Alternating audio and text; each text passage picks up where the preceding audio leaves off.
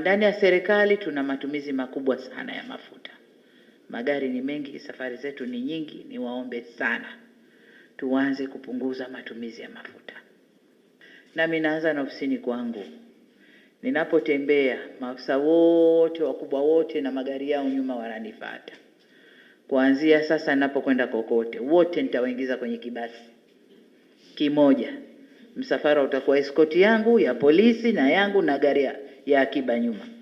Wanaobakia wote nawaingiza kwenye kibasi kukata matumizi ya mafuta. Kwa hiyo ninaomba na nyinyi katika maeneo yenu tukate matumizi ya mafuta. Lakini kwa sababu nazungumza hapa na wananchi wananiona, kaniongee na wananchi kwamba upandaji wa bei ya mafuta mara zote unakwenda na upandaji wa bei za bidhaa.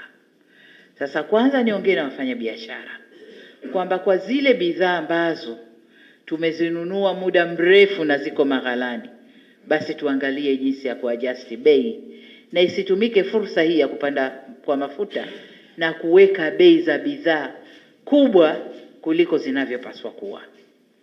Lakini wananchi pia, kuna bidhaa ambazo zinaingia kipindi hiki ambazo zimekumbana na msukosuko huu, bidhaa zitapanda bei. Niongee na wananchi kwamba haya si mambo ambayo serikali imesababisha. Ni mambo ambayo yana ulimwengu mzima. Ulimwengu mzima, na hapa kwetu nilianza kutaja bei za mafuta kwa nchi mbalimbali. Hapa kwetu Tanzania bei ziko chini ukilinganisha na majirani zetu wote waliotuzunguka, pamoja na wengi wao kupunguza kodi kwenye mafuta, lakini bado Tanzania bei yetu iko chini kuliko wengine.